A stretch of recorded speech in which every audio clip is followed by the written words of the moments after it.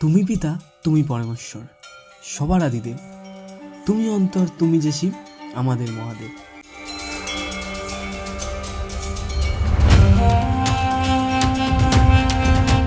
তামিলনাড়ুর রামেশ্বরম থেকে শুরু করে মহারাষ্ট্রের গ্রীষ্মেশ্বর মন্দির, এই 12টি জ্যোতির্লিঙ্গই রয়েছে এই একই জায়গায়।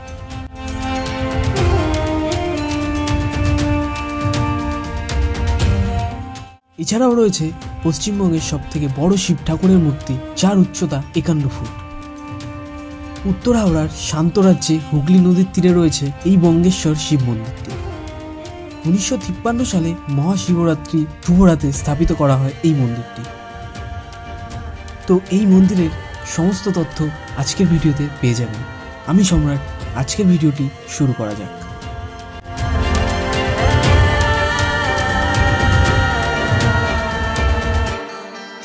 তাহলে জেনে নিই এই মন্দিরে কি করে যাব।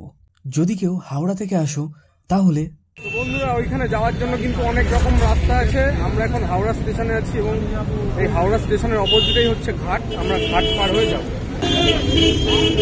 তো এটা হচ্ছে ঘাট, আর ঘাটের টিকিট কাটতে হবে হচ্ছে এখান থেকে। তো আমরা এখন টিকিট কাটলাম গোলাবাড়ির টিকিট করে আমরা ফেরিঘাট পার হয়ে যাব।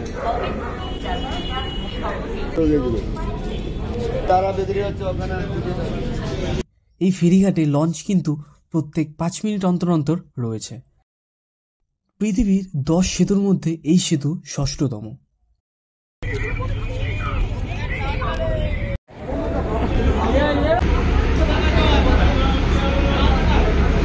ইতিহাস আজও বর্তমান হয়ে দুপায়ে রয়েছে ঠাঁই এই হাওড়া ব্রিজ। কতজন আসে আনন্দ সুখে, কত আসে বেদনায়, সবারে পারাপার করে আজও অক্লান্ত দিবারাত্রি।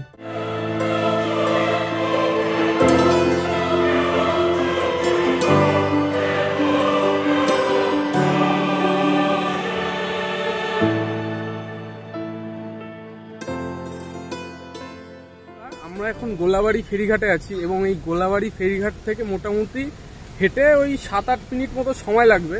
তো আরও কিন্তু রুট আছে, সেই রুট দিয়ে আমরা আসিনি, যেহেতু এই হাওড়া ব্রিজটা দেখবো, প্রকৃতির সুন্দর নাজারাটা দেখবো, সেই কারণেই কিন্তু আমরা এই গোলাবাড়ি হয়ে আসলাম। এবং শুনতে পাচ্ছ ব্যাকগ্রাউন্ডে কিন্তু একটা ঝর্ণার আওয়াজ হচ্ছে, কিন্তু সেটা ঝর্ণা না, আমি দেখাচ্ছি, এটা হচ্ছে সেই আওয়াজ। ফেরিঘাটের রাস্তা ধরে মিনিট খানেক এগিয়ে যাব, রাস্তা থেকে 5-7 মিনিটের পথ। তো বন্ধুরা, বঙ্গেশ্বর শিব মন্দির যেতে গেলে কিন্তু এই রাস্তা ধরে সোজা আসবেন এবং সোজা এসে এই যে এটা হচ্ছে মেইন রাস্তা, এই মেইন রাস্তার থেকে ডান দিকটায় যেতে হবে আমাদের। আর যদি কেউ দমদম থেকে আসো তাহলে দমদম থেকে চক্ররেলের মাধ্যমে শোভাবাজার যাওয়ার যে সমস্ত ট্রেন আছে ওই ট্রেনে করে নেমে যাও শোভাবাজার আহিরিতলা স্টেশনে। আহিরিতলা ঘাট থেকে বাধাঘাট যাওয়ার ফেরিতে করে চলে আসো বাধাঘাট, এবং বাধাঘাট থেকে মাত্র 5-7 মিনিটের মধ্যেই চলে আসবে এই মন্দিরে। এটা হচ্ছে মূল মন্দির।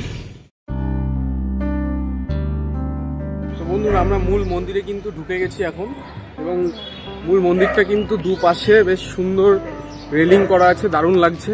এবং চলো মেইন মন্দিরটাই তোমাদের নিয়ে যাচ্ছি। এবং এখানে কিন্তু টোটাল 12টা যে জ্যোতির্লিঙ্গ আছে শিবের, সেই জ্যোতির্লিঙ্গ কিন্তু এখানটায় রয়েছে।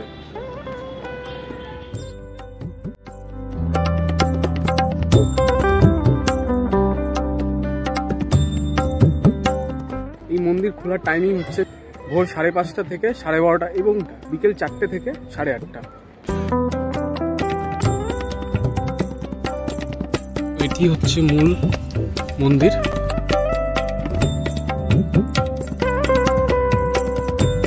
এখানটা বেশ গাছটা একটা শিব ঠাকুরের শিবলিঙ্গর একটা আকৃতি দেওয়া হয়েছে।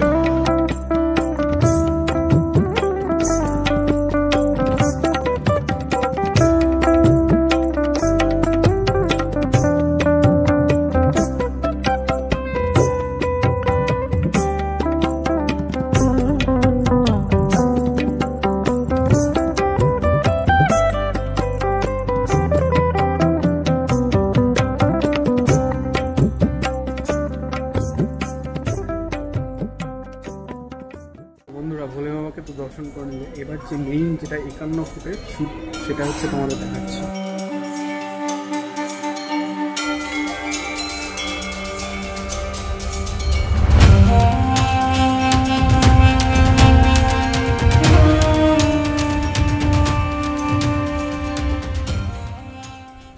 এই শিব মন্দিরের একদম পাশেই কিন্তু রয়েছে আমাদের হনুমান মন্দির। তো দেখতে পাচ্ছ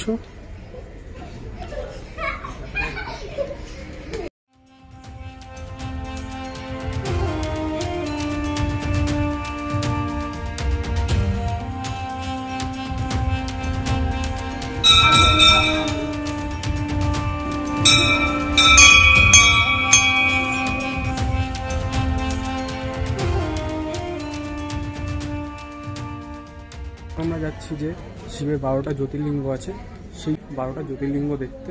তো প্রথমে এখানে দেখতে পারবেন উপরে আমাদের মহেশ্বর এবং পাশে পার্বতী বসে আছে, এবং এই হচ্ছে মূল এন্ট্রি গেট।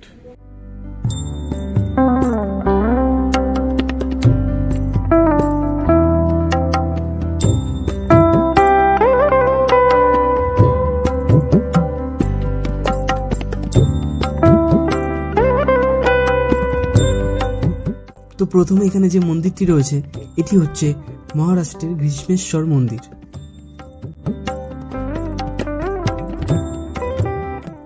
তো এবার চলে আসুন উত্তরপ্রদেশ। এটি হলো উত্তরপ্রদেশের বিশ্বনাথ মন্দির।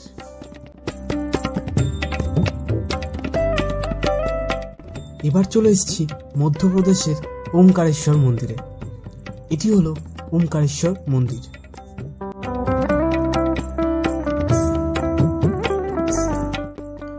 এবার চলে এসেছি মহারাষ্ট্রের ভীমাশঙ্কর মন্দিরটিতে।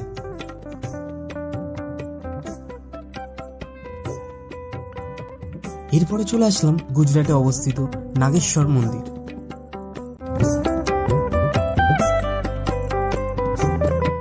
এরপরে চলে আসো তামিলনাড়ুর সেই বিখ্যাত রামেশ্বরম মন্দিরে।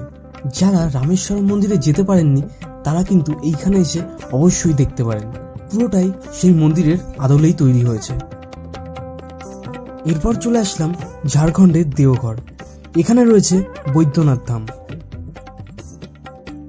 এরপরে চলে আসলাম মহারাষ্ট্রের অবস্থিত ত্রয়ম্বকেশ্বর মন্দির। ত্রয়ম্বকেশ্বর মন্দিরটি যেভাবে তৈরি এটি কিন্তু সেই মন্দিরের আদলে তৈরি। এবার তোমাদেরকে নিয়ে যাব কেদারনাথ।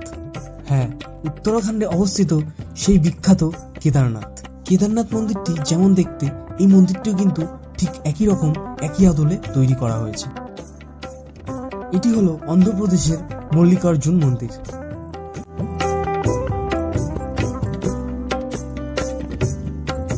এবার চলো তোমাদেরকে নিয়ে যাই মধ্যপ্রদেশে। এটি হলো মধ্যপ্রদেশের সেই বিখ্যাত মহাকালেশ্বর মন্দির।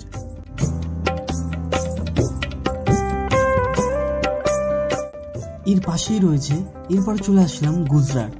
এটি কিন্তু সেই বিখ্যাত গুজরাটের সোমনাথ মন্দির। এইখানে আসলে কিন্তু সত্যি খুব ভালো লাগবে, কারণ 12টি জ্যোতির্লিঙ্গ তোমরা দর্শন করতে পারছো একটি জায়গায়। তো বন্ধুরা, যাদের ইচ্ছা থাকলেও সমস্যার কারণে যারা যেতে পারেন না তারা কিন্তু এই জায়গাতে আসতে পারে। এখানে 12টা জ্যোতির্লিঙ্গ কিন্তু আপনারা দেখতে পারবেন, এবং বিকেলবেলা গঙ্গার পাশে পুরো নাজারাটা কিন্তু অসাধারণ লাগছে। সবাই বসে আছে গঙ্গার পাশে।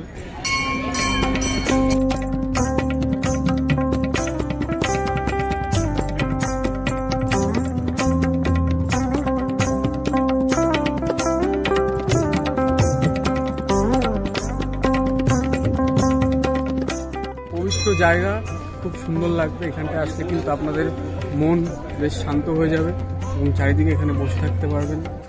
তো বন্ধুরা, আজকের ভিডিওটি এখানেই শেষ করছি। দেখা হচ্ছে আগামী ভিডিওতে, এবং এই মন্দিরটি তোমাদের কেমন লাগলো সেটা কমেন্ট বক্সে অবশ্যই জানিও, এবং ভিডিওটা ভালো লাগলে লাইক এবং সাবস্ক্রাইব করে অবশ্যই পাশে থেকো।